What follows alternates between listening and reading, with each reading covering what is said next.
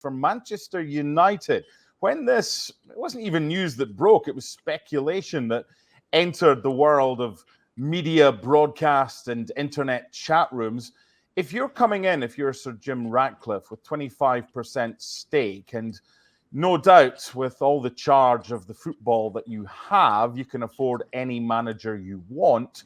Were you surprised that Gareth Southgate was the name that was mentioned? I was. I mean, on one hand, it's a manager that gives you stability, doesn't he? Right? I mean, if you look what he's done for England, most importantly, other than the results, he's inherited some talented players. He's made some better, I suppose. But remember before he came in, one of the biggest issues with the England team was really off the pitch, wasn't it? Right? There was always an issue here and there, and you mentioned the word diva before we came in. I think that's something that comes to mind when I think of the English squad and all the issues they may have had in the past. And I think he's put that to bed. I think he's very intelligent, very astute man who kind of put it all together and has had a lot of success with England. But in terms of Manchester United, they would need that stability. So he ticks that box for me. But I just still think that Manchester United, for me, in order to keep up with the best, and I consider Manchester United as obviously one of the biggest clubs in the world, I'd like to see them play a little bit more expensive, if you will. And I don't think Gareth Southgate comes to mind when it comes to that. Yeah, October 2009, Ryan, he was sacked by Middlesbrough with the team in fourth place in the Championship. Now, that is his only club job. Does he have the wow factor, given what he's done with England, that Manchester United fans, you would think, would want if Erik Ten Hag does eventually go? Because they still have a manager here. Yeah, I certainly don't think he has the wow factor. And I think it's just hard to, how much of England's success do you even attribute to Southgate? Like, it feels like we're in a golden generation where they have a crazy amount of depth. And, they made the semifinals of the 2018 World Cup, thanks in large part to a very easy draw on the side of the bracket. Made the finals of the Euros where they beat Germany, but the game was in England. They benefited from playing a bunch of the games in England. And in the last World Cup, I think they outplayed France, honestly, in that match. And Harry Kane just misses a penalty, and that's what decides it. But to me, I don't see England as a team that has even come close to outperforming the talent level of the team. And I think that that's the main thing you want from a coach, right? If you're going to judge a coach, you want, the main objective is for him to get the level of talent on your team to performing at a higher level than it would with an average coach. And I don't think we've seen that from Southgate, like you said, at Middlesbrough or with England. Janusz, if England wins the Euros, it would be a huge surprise because they'd have to get by Scotland somehow. But anyway, if they are to win the Euros, if you're Gareth Southgate, do you think job done? Do you think, right, I want to win back-to-back trophies at the World Cup? Or do you think, you know what, I've been here since 2016. This is the pinnacle. It's time to do something else.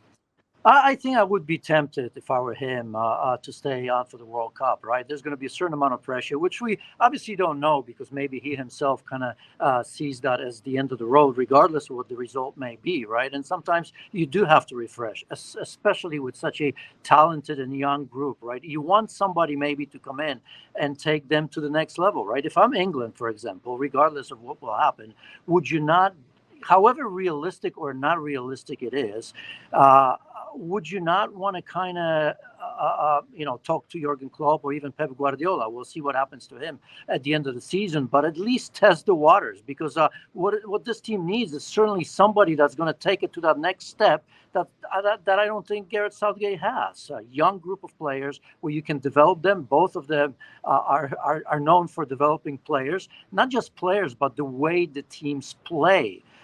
So I'm telling you, if you don't ask, you don't know, right? I would be spending all kinds of time on Jurgen Klopp at the moment, or even quietly maybe in the back channels with Pep Guardiola. Ryan, this is like talking about an office colleague when they're sat right beside you, and it's as if they're not there. We're talking about Erik Ten Hag and his successor. Do you think that if he wins the FA Cup, he gets kept on, and if he doesn't, he's no longer boss? Is it as simple as that? My guess is yes, but I think more interestingly, it'll tell us a lot about the new ownership. I think if they sort of like the body of work is not great, and the FA Cup winning, I feel like we've seen cup wins sort of fool teams into thinking that things were stable amidst a league season, which is a much larger sample of games where things are going poorly, and they keep on a coach or don't make changes, and it sort of ends up not working, and it sets their progress back by a year because they didn't hire the new coach. Based on what I know about how soccer teams work, I have a hard time seeing them letting Ten Hag go if they win the FA Cup. But I think a savvy ownership group would look at what's happening overall, not be tricked by a late season run, a handful of good cup performances. And I mean, they got the primo draw where they play Coventry in the semis and then just have to win one game in the final. I think a good ownership group that like is actually going to rebuild Manchester United's sporting infrastructure would not be fooled by that. Janusz, I want to take it kind of full circle, and I asked you at the start about all the money in the world and can go who they want. If you do have all the money in the world and you can pretty much attract, within reason, any coach you want, would Gareth Southgate even be in your top 10? Yeah, I mean, I look at all the names available, and there's some significant names, but they all take a certain amount of risk, don't they? Right. So, I was thinking about that a little bit because I felt yesterday, I think on the show, I said, for me, Ten Hag's got to go. It's a clean slate and they got to find somebody. But the thing is, when I thought about it a little bit more, is that they almost have to be 100% sure that this is the man that they want, whoever it is, they want to go forward, right? Because you don't want to make a mistake. And is there anyone that ticks those boxes, right? If we look at the Potters of the world, the Contes, too pragmatic, right? You don't want, pretty much what Ten Hag is doing right now. Zinedine Zidane, perhaps, but we all know that he's probably going to ask for a lot of money being spent on a certain amount of players. Who's out there? Xavi, maybe, possibly. I mean, obviously a lot of risk, but a manager that at least guarantees you in time a certain way of playing, one that they want. But I'm still not convinced. So I don't know. Ten Hag may be just the man until you find someone that you're absolutely sure that you can give him the keys to this unbelievable club.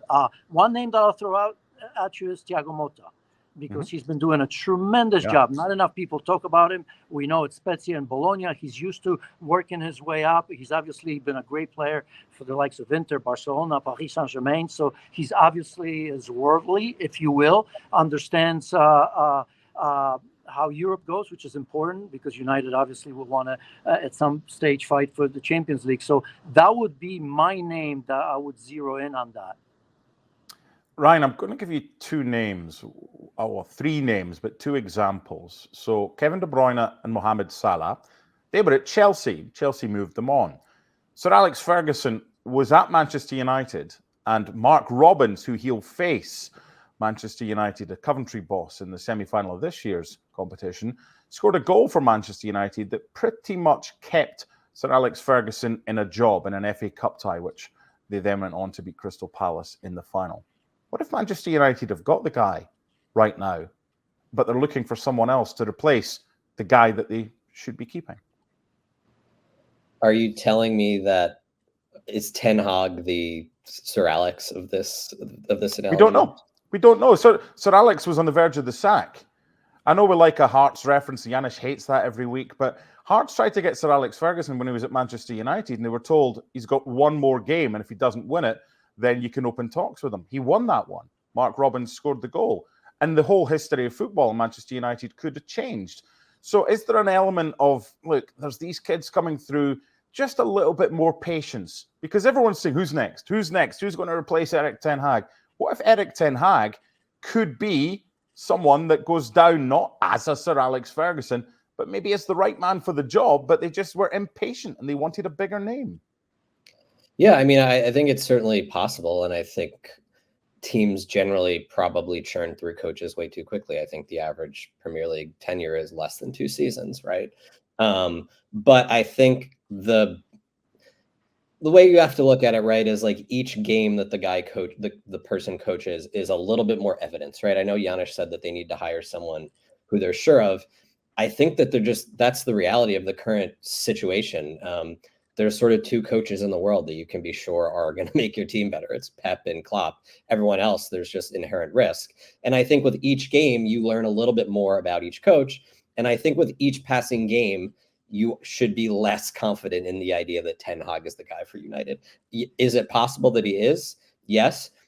But I think there's enough body of work and there's enough kind of work that now has to go into this team long term with the age profile of the team that I think, like, to me, the bigger risk is not hiring someone who might be available this summer than potentially letting this great coach who might be hidden within the sort of Manchester United dysfunction go. Okay, final question, Janusz. Let's put a bow on this one. Has Gareth Southgate's time with England run its course? Not yet. I'll wait for the European Championships, right? Because after that, you've mentioned. No, as you said, I think that's a good point that you've made. That if he wins it, then I suppose if he wants to stay, it'd be hard pressed to tell me that you've got to move him on, right? I mean, the progress has been there. I hear Ryan in terms of in terms of what he's got, but I mean, you still got to make that play. It's not just to say that it's a good crop of players, because we see examples of that elsewhere, and that doesn't work. So I wouldn't necessarily do that. I've got a feeling though that Gareth Southgate himself probably sending signals that this may be it.